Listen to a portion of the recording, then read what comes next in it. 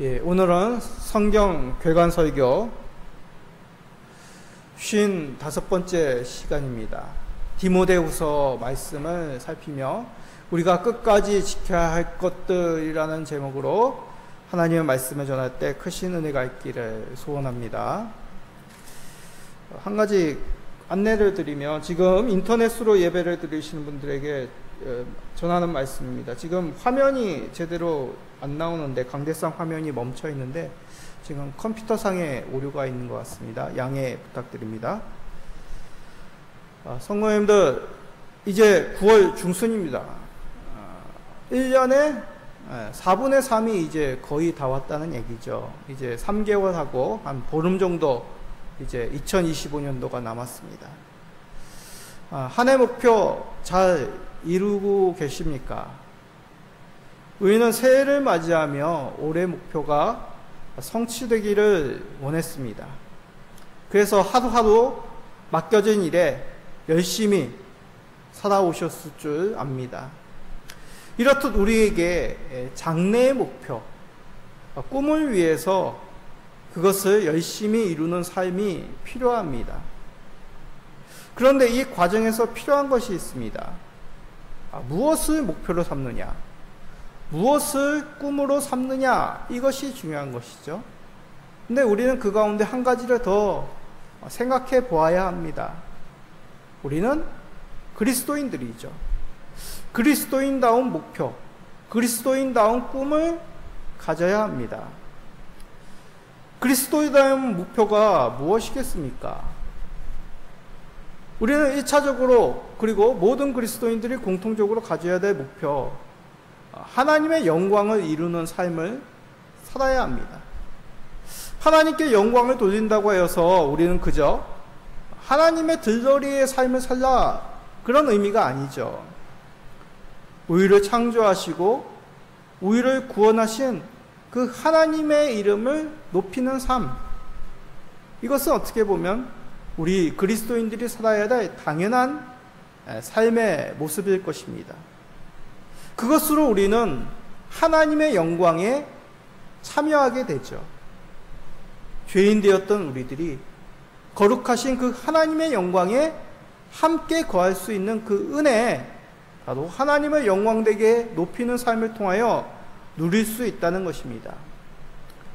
이것을 위해서 우리는 마지막 날까지 예수가 그리스도 구세주임을, 이 놀라운 복된 소식을 믿는 삶을 살아야 합니다. 자, 오늘 살펴볼 디모데후서가 바로 이 내용을 우리에게 전하고 있습니다. 디모데후서는 지난 시간에 살펴본 디모데전서, 디모데에게 보내는 바울 사도의 첫 번째 편지 이후에 두 번째로 디모데에게 쓴 편지입니다. 디모데후서는 알려진 바에 의하면 바울 사도가 가장 마지막에 쓴 편지라고 그렇게 알고 있습니다. 전승에 의하면, 사람들의 말로 통하여서 전해진 기록에 의하면 디모데후서를 쓰고 얼마 있지 않아 바울 사도는 로마 네로 황제의 손에 의해서 약 67년경, 기원 후 67년경에 목이 베어지는 참수를 당하여 순교를 맞습니다. 다시 말해 바울 사도는 순교를 맞이하기 전 영적 아들 디모데에게 이 디모데후서를 통하여서 그에게 전하고 싶은 말을 전하고 있는 것이죠. 어떤 내용일까요? 어떤 내용으로 디모데에게, 영적인 아들 디모데에게 마지막에 편지를 썼을까요? 우리는 이것을 살펴보고자 합니다. 바울 사도는 디모데에게 무엇을 이루는 삶, 무엇을 목표를 가지고 너는 최후까지 그 꿈을 위해서 살아가라 라는 그런 당부의 말을 하였을까요? 그 말씀은 오늘날 살아가고 있는 우리들에게는 어떠한 의미로 받아들여야 되냐 말이죠. 오늘 말씀을 통해, 바울 사도를 통해 디모데에게 전하는 삶의 목표, 너가 반드시 이것을 지키라는 그 당부의 말씀을 살펴봅시다. 그리하여 우리의 인생을 하나님을 위해 살아갈 수 있는 그리스도인다운 삶을 이루어 나갈 수 있는 우리 모든 성도님 되시기를 간절히 기도드립니다. 자, 먼저 디모데후서의 특징 간략히 설명하면 앞에서 말씀드렸듯이 바울 사도의 마지막 서신이란 것입니다. 성도님들이라면 죽음을 앞두고 누구에게 그리고 어떤 말을 전하시겠습니까? 아마도 사랑하는 사람에게 그리고 그 사람에게 이것만은 지켜라. 그리고 내가 평소에 하지 못했던 내 마음 간직하였던 깊숙이 있었던 그 진심 어린 그 사람에 대한 사랑의 말을 전하겠죠. 바울 사도도 그러하였습니다. 그래서 이 디모데후서 짧은 서신인데 이걸 읽어보면 바울 사도의 어떤 비장한 그 마음을 느낄 수가 있습니다. 그리고 디모데에 대한 영적인 아들 이 디모데에 대한 아주 바울 사도의 진심 어린 애정을 느낄 수가 있습니다. 그러나 이 당부는 단지 노사도, 나이 많은 이 바울 사도가 젊은 목회자인 디모데에게 개인적으로 주는 말씀이 아닙니다. 하나님께서 세상 속에서 여러 믿음의 시험을 당하고 있는 우리들에게 간곡하게, 애정 어리게 너는 반드시 이것만은 지키라는 그 애정 어린 당부란 것이죠. 그러기에 우리는 이 말씀을 하나님께서 나에게 주신 애정 어린 간절한 말씀으로 받음이 옳습니다. 자, 그 내용이 무엇이겠습니까? 첫 번째로 부탁받은 것을 지키는 삶을 살라라고 말씀합니다. 자, 디모데후서 1장 12절을 봅시다. 이로 말미암아 내가 또 이 고난을 받되 부끄러워하지 아니함은 내가 믿는 자를 내가 알고 또한 내가 의탁한 것을 그날까지 그가 능히 지키실 줄을 확신함이라. 이 말씀에 의하면 바울 사도가 개인적으로 의탁하였다는 것은 부탁하였다는 것이죠. 그러나 이 내용의 어떤 문맥상의 의미는 이런 것입니다. 바울 사도가 예수님으로부터 받은 것을 예수님께서 능히 지키실 줄을 확신한다라는 그런 뜻입니다.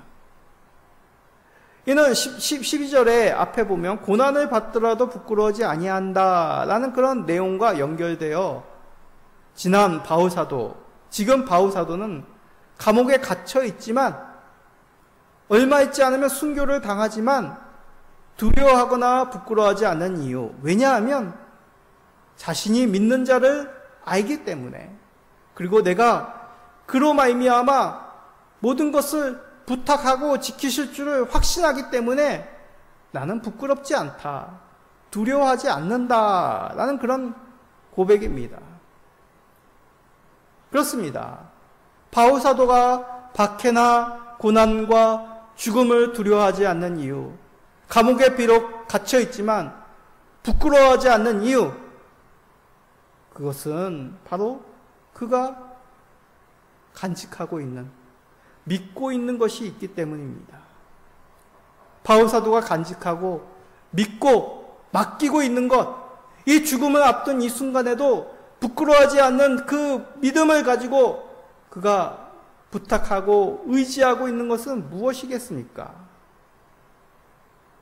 바울 사도가 예수님께 부탁받아 간직하고 디모데에게 간직하라고 당부하는 것, 디모데후서 1장 10절에 있습니다. 한번 읽어볼까요? 이제는 우리 구주 그리스도 예수의 나타나심으로 말미암아 나타났으니 그는 사망을 패하시고 복음으로써 생명과 썩지 아니할 것을 드러내신지라. 바울 사도가 믿고 간직하고 또 디모데에게 당부하여 간직하라고 호소하는 것, 그것은 다름 아니라 우리 구주 그리스도 예수의 나타나심의 복음이라는 것입니다. 복음이 무엇입니까? 예수 그리스도께서 다시 살아났다는 것이죠. 부활하셨다는 얘기입니다. 예수께서 부활하셨다는 이 복된 소식은 더 이상 예수께 사망이 왕노릇하지 못한다는 것을 나타내셨다는 것이죠. 예수 그리스도야말로 썩지 않을 그 생명을 가지신 분임을 보여주신 것입니다. 그렇습니다.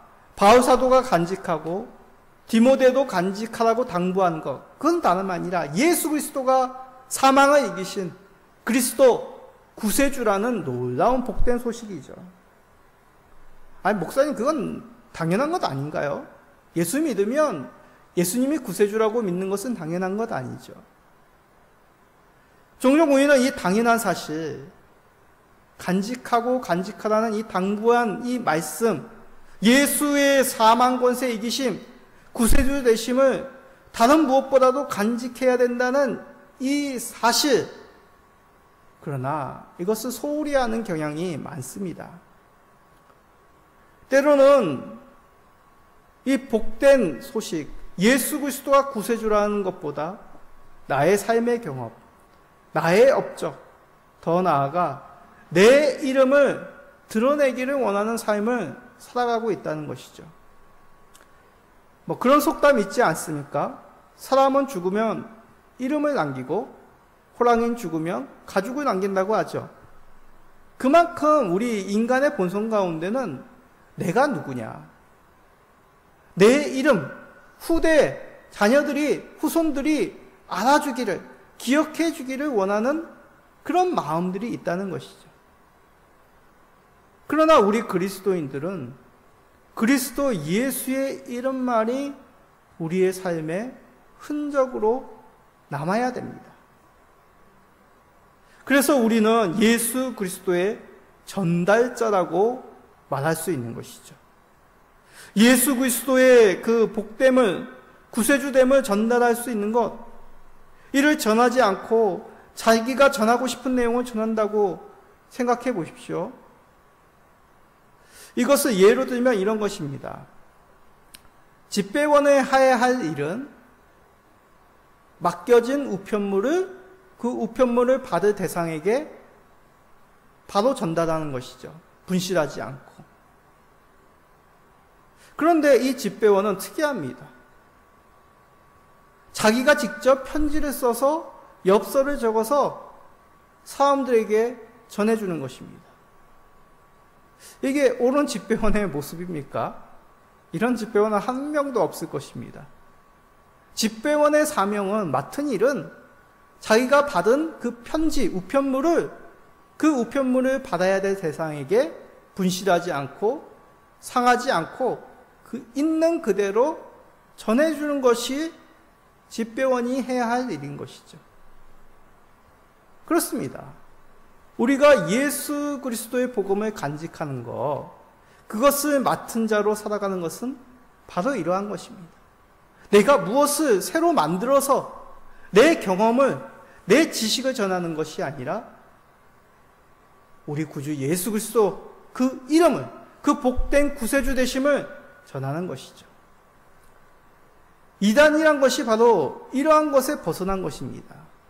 이단이라는 그 단어의 뜻은 하나님이 우리에게 전하신 이 성경 말씀, 이 성경에 담겨져 있는 교리에서 벗어나서 다른 내용, 다른 교리를 첨가하고 또 만들어내어서 전하는 것, 포교하는 것, 그것을 가리켜 이단이라고 말하는 것입니다.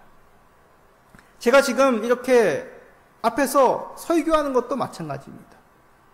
다른 설교자는 목회자의 경험, 전에 들어보지 못하였던 놀라운 어떤 새로운 사실을 전하는 것이 결코 아닙니다. 이 설교 가운데는 종종 예화나 어떤 성경 이외의 어떤 지식을 가져다 쓰기도 합니다. 그러나 그것조차도 성경 말씀을 잘 이해하도록 보조하는 도구에 불과한 것이죠. 바른 성경은 있는 말씀을 잘 풀어서 바르게 전하는 것, 이것이 바로 설교자의 역할입니다. 그러기에 우리 그리스도인들은 주께 받은 복음을 지켜내야 합니다. 자, 1장 13절에 보면 끝에 지킨다라는 말이 나오죠. 여기서 지킨다는 의미는 간직한다라는 뜻입니다. 복음을 내 것으로 삼아 잊지 않고 그 복음 가운데 살라라는 것이 13절에 얘기하는 지킨다라는 것입니다. 자, 14절 마지막에도 지킨다라는 그런 단어가 나오죠. 우리나라는 이제 번역할 때 이제 같은 단어를 썼지만 여기서 지킨다라는 것은 보호한다라는 그런 의미입니다. 보호한다는 것은 무엇입니까? 외부로부터 어떤 무엇을 방어해낸다는 얘기죠. 핍박과 고난, 그리고 거짓된 교리로부터 복음을 보호하고 지켜낸다라는 것입니다. 어떻게 보호할까요? 어떻게 지켜낼까요? 난 힘이 없는데요. 난 아는 것이 없는데요. 난 이 말씀대로 복음대로 살지 못하는 그런 연약한 사람인데요.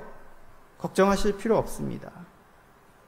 말씀에 의하면 우리 안에 거하시는 성령으로 말미암아 지킨다라고 말씀합니다. 이 말씀에 대해서 오해 마십시오. 우리가 말씀에 대해서 등한시해도 된다, 그런 뜻이 아닙니다. 성령님께서 지키시니 나에게는 어떠한 할 일도 없다, 그런 의미가 아닙니다. 복음의 진리를 지키시는 주체가 내가 아니라, 누군가가 아니라 우리 하나님, 성령 하나님이 이 모든 것을 지키시고 간직하게 하시고 보호하신다는 뜻이죠. 그러기에 우리는 복음의 주체, 결코 내가 아닙니다. 하나님이 우리에게 주신 선물입니다. 예수님께서 이루신 약속입니다. 성령님께서 깨닫게 하시고 보호하신 그 은혜 가운데 우리가 복음을 받았다는 것이죠. 그러기에 복음을 뭐라고 얘기합니까? 하나님이 나에게 주신 선물이다 라고 말씀하는 것이죠. 자, 누군가가 우리 성도님들에게 선물을 주었다 하면 여러분들은 어떻게 합니까? 받아야 되는 것이죠. 이 귀한 은혜, 이 귀한 선물이라고 하면 그것을 기쁜 마음으로, 감사한 마음으로 받는 것이 마땅한 반응입니다. 그렇습니다. 우리의 믿음조차도 하나님께서 우리에게 은혜로 주신 그 복음의 선물, 생명의 선물을 받는 것, 이것이 바로 우리들이 복음에 대한 마땅한 지키는 삶이란 것이죠. 그것으로 끝이겠습니까? 이제 받은 그 복음을 그 은혜대로 주변에 나타내는 것입니다. 우리가 맛있는 음식, 기쁜 일이 있으면 어떻습니까? 혼자 맛있는 음식만 먹고 혼자 그 기쁨을 누리겠습니까? 사람들에게 말하죠. 여보게, 내가 이런 좋은 일이 있다네? 나에게 이런 맛있는 음식을 먹는 일이 있었다네? 그런 좋은 일이 있으면 사람들에게 알리는 것이 우리의 마음입니다. 마찬가지입니다. 예수 그리스도의 복음이 은혜라면, 진정한 우리에게 생명이 되었다면 그 기쁨을 주변에 고백하는 것. 이것이 바로 복음을 지키는 삶이란 것이죠. 디모데는 바울 사도에게 이것을 부탁받았습니다. 바울 사도도 예수 그리스도께 이것을 부탁받았죠. 그러면 우리는 어떻게 복음을 받았습니까?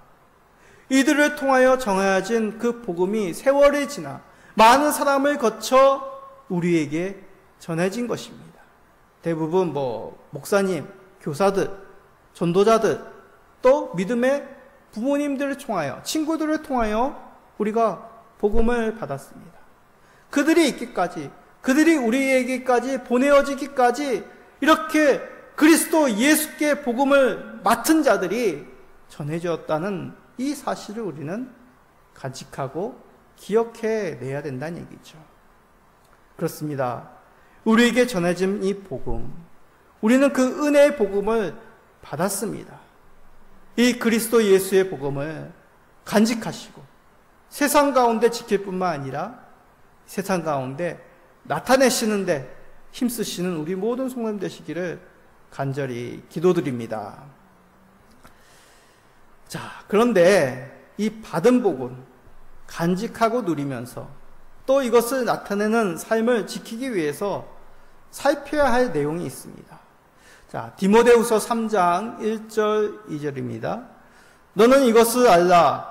말세에 고통하는 때가 이르러 사람들이 자기를 사랑하며 돈을 사랑하며 자랑하며 교만하며 비방하며 부모를 거역하며 감사하지 아니하며 거룩하지 아니하며. 자, 바울 사도는 디모데에게 말세의 모습에 대해서 전합니다. 3장 4절까지 경고하고 있는데 말세의 모습 한마디로 말하면 뭐랍니까? 사람들이 하나님 없이 산다라고 얘기합니다. 자기를 사랑하고 돈을 사랑하고 교만하고 부모를 거역하고 감사하지 아니하고 거룩하지 않고 무정하고 원통하다.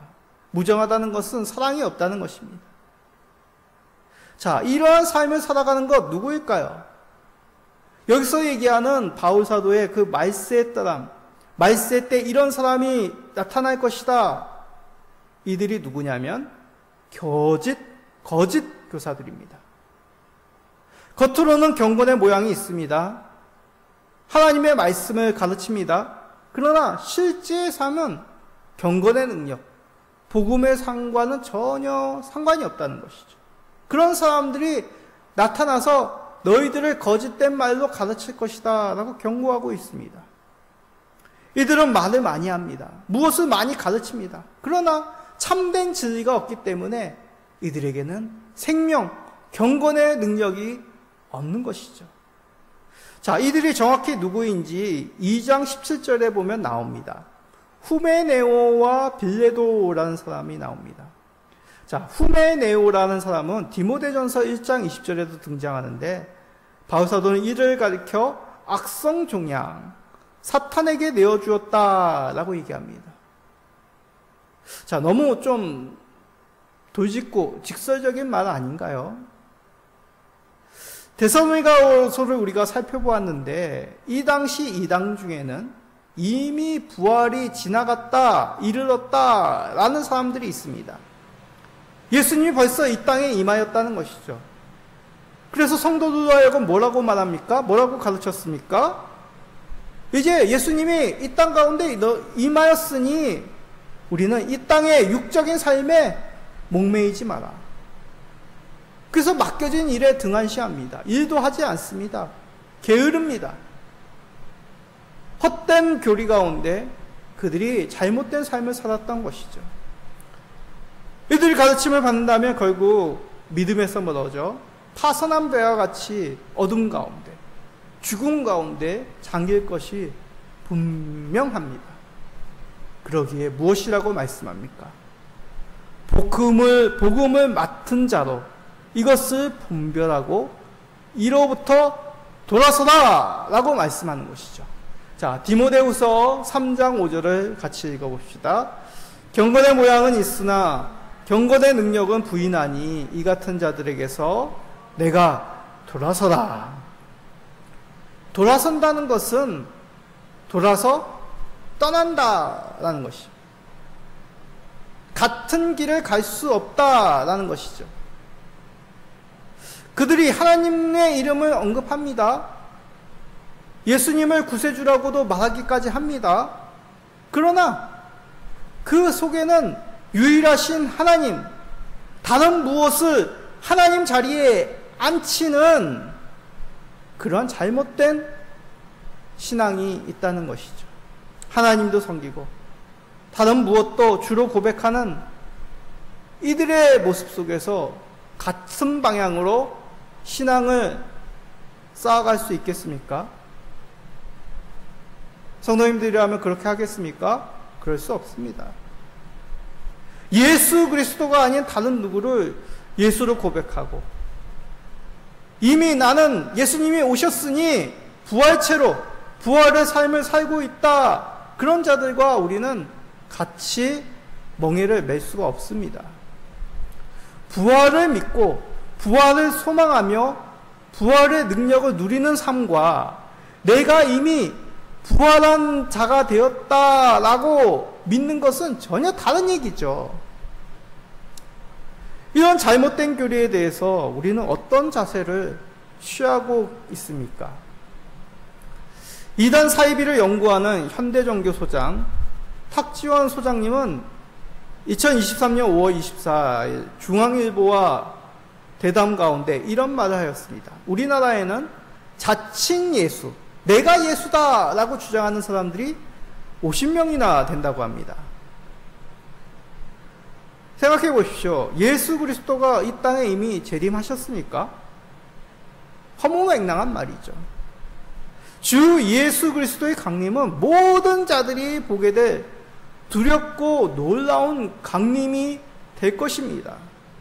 예수 그리스도께서 강림하셨다는 얘기는 이 세상을 마지막으로 심판하시고 믿는 자들을 그의 나라에 들이시고 이 땅을 심판 가운데 새하늘과 새 땅으로 만드시며 거부하는 자들을 영원한 불못에 던지시는 엄중한 심판이 이르렀다는 얘기입니다. 우리에게 그 심판이 이르렀습니까? 아닙니다. 그럼에도 이들의 포교에 현혹되었다는 사람들이 이 대한민국 땅 가운데 200만 명이 넘는다는 통계를 말하였습니다. 지난주에도 이와 비슷한 모 방송국에서의 대담 프로가 있었습니다. 신학교수, 그리고 앞에서 얘기한 탁지원 소장님, 그리고 CBS 전 기자죠. 병상욱 기자. 이들이 나와서 일부 개신교의 정치화에 대해서 대담하는 내용이었습니다. 그 내용 중 가장 저를 안타깝게 하였다는 건 개신교가 이들의 잘못된 신학, 교리를 분별하지 못하고 치리하지 못한다는 사실입니다. 치리란 것은 교회의 법 가운데 이단으로 정죄하여 처벌한다는 것이죠. 개신교가 그러지 못하므로 많은 성도들이 이들에게 미혹되어 잘못된 교리 가운데 잘못된 신앙으로 빠져들고 있다는 그런 안타까운 내용을 전하였습니다. 그런데 놀라지 마십시오. 오늘 살펴보는 이 디모데 후서에서 이미 바울 사도를 통하여 경고하고 있었던 것입니다. 바울 사도를 통해 디모데에게 주의한 그 거짓 교사들이 바로 이러한 거짓된 교리를 전하는 자들입니다. 이러한 거짓된 교리로 교회와 성도들이 미혹할 것이라고 앞서 경고하신 것이죠. 이들에게서 분별하여 돌아서야 됩니다. 바른 진리를 믿음과 사랑으로 가르쳐야 합니다. 그렇다면 우리는 마땅히 이 잘못된 길에서 돌아서서 방황하는 사람들을 바른 길로 인도할 수 있을 것입니다. 주 예수의 사랑으로 전하는 바른 진리를 받아 말세의 혼란 속에서 분별하여 거짓으로부터 당당히 돌아서는, 그리고 사람들을 돌아서게 하는 바른 진리 가운데 경고하신 우리 성도님들이 되시기를 간절히 부탁드립니다. 그러면 최종적으로 우리가 질문을 가지게 됩니다. 이렇게 이단의 공격, 세상의 유혹으로부터 우리는 언제까지 복음을 지켜야 됩니까? 바울 사도를 통하여 디모데후서의 가장 감동적인 말씀을 한번 보십시오. 디모데후서 4장 7절 8절입니다. 나는 선한 싸움을 싸우고 나의 달려갈 길을 마치고 믿음을 지켰으니 이제 후로는 나를 위하여 의의 멸관이 예비되었으므로 주 곧 의로우신 재판장이 그날에 내게 주실 것이며 내게만 아니라 주의 나타나심을 사모하는 모든 자에게도니라. 아멘. 이 말씀을 읽고 나면 마치 바울 사도, 이 노사도가 어두운 차디찬 이 감옥에서 자신의 죽음을 예견하는 듯 합니다. 그러나 그 가운데 두려워하거나 부끄러워하는 것이 아니라 자신을 하늘에서 맞아주시며 의의 멸관을 주실 주님을 바라보고 있다는 것이죠. 마치 목표를 향하여 달려가는 선수나 전쟁에 임하는 군인과 같이 자신은 충실하게 이 모든 것을 감당하였다라고 자신의 삶을 돌아보고 있는 것이죠. 6절에 언급한 전제도 같은 의미입니다. 전제란 것은 구약의 제사 가운데 그 제물에 포도주를 붓는 제사를 의미합니다. 포도주를 하나님께 전부 드리듯이 바울사도 자신의 삶을 하나님 앞에 전부 쏟아부었다는 것이죠. 그러기에 하나님께서 이제 하늘에 계신 그 예수님께서 이제 자신을 위해 면류관을, 의의 면류관을 주시며 맞아 주실 것을 바울사도는 소망하며 바라보고 있다는 것입니다. 그렇습니다. 복음을 맡은 자들은 이러한 삶이 필요합니다. 우리를 맞아주실 때까지 선한 싸움, 믿음의 경주를 해야 합니다. 이 장에 보면 이런 군사와 경주하는 자 말고 또 농부의 예화도 듭니다. 자, 디모데후서 2장 5절을 봅시다. 수고하는 농부가 곡식을 먼저 받는 것이 마땅하느니라. 혹시 성도님들 농사를 지어 보셨습니까? 저는 그렇게 농사를 지어본 경험이 적습니다. 없습니다. 거의 없습니다. 그러나 씨를 뿌린다고 해서 농작물이 자라는 것이 아니더군요. 그 열매가 맺기까지 많은 정성과 수고를 행해야 됩니다. 이렇듯 농부가 수고를 아끼지 않을 때 열매를 맺듯이, 병사가 맡겨진 일에 자신의 목숨을 걸고 충성이 임할 때 승리를 얻듯이, 경주에 임하는 자가 그 꼬린 지점, 목표를 향하여 최선을 다하여 달려가 면류관을 얻듯이, 우리에게는 그 맡겨진 복음을 위하여, 복음을 간직하고 진리를 수호하며 살아갈 때 우리는 하나님의 영광 가운데 들어가는 그 의의 면류관을 얻게 된다고 말씀하는 것입니다. 우리는 마지막에 주께서 주실 의의 면류관, 부활의 열매를 얻기까지 어떠한 삶의 자세를 취하고 있습니까?